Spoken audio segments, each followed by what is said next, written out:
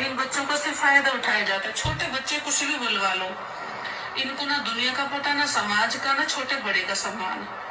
इनको छोटे बड़े की सम्मान कैसे करना है, किसके लिए क्या बोलना है, कितना बोलना है, कुछ नहीं पता। पीएम मोदी से मेरी हम तो उनके सामने कुछ भी नहीं, वो देश के राजा हैं। उन्होंने इतना महान काम किया है कि जिस बच्चे ने इतना गंदे भ्रष्ट शब्द बोले, उन्होंने अपनी महानता दिखाते हुए देश की बेटी को माफ किया। నరేంద్ర మోదీ గారు నా కూతురికి ఒక కొత్త జీవితాన్ని ఇచ్చారు. దయచేసి నరేంద్ర మోదీ గారికి చెబుతున్నాను, ఆయనకి రిక్వెస్ట్ చేస్తున్నాను, 20 సంవత్సరాల లోపు పిల్లలకి సోషల్ మీడియా అనేది పూర్తిగా బ్యాన్ చేయాలి. వాళ్ళకి ఫేస్బుక్, ఇన్స్టా ఎటువంటి అకౌంట్లు ఉండకుండా చూసుకోండి.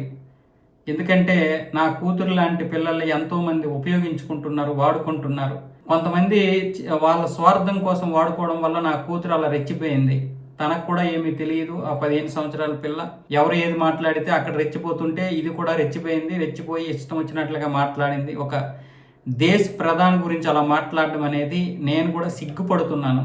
కాబట్టి నా కూతురి మీద ఉన్నటువంటి ఎఫ్ఐఆర్ కూడా తీసేయండి అని పోలీసులకి రిక్వెస్ట్ చేస్తూ నరేంద్ర మోదీకి కృతజ్ఞతలు చెప్తూ ఎమోషనల్గా ఆవిడ ఒక వీడియో పెట్టింది. 20 సంవత్సరాల లోపు పిల్లలకి ఇన్స్టా, ఫేస్బుక్ ఏమీ ఇవ్వకండి అని చెప్పి ఆవిడ రిక్వెస్ట్ పెట్టింది. వాస్తవమే అది.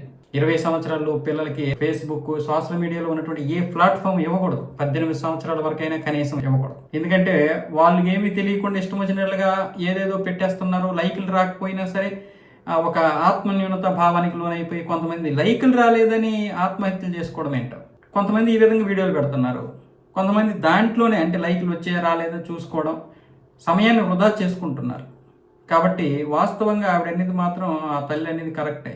పిల్లల్ని వాడుకోవడం అనేది, లేదంటే పిల్లలు సమయాన్ని వృధా చేసుకోవడం, ఇలా ఈ విధంగా మాట్లాడడం ఇవన్నీ కరెక్ట్ కాదు కదా. మొత్తానికి నరేంద్ర మోదీ గారు ఈ పాపని క్షమించడం అనేది బహుశా సిజేపీ వాళ్ళు కూడా ఇదేంటిది ఇదంతా రివర్స్ అయిపోతుంది అనుకుంటున్నారు.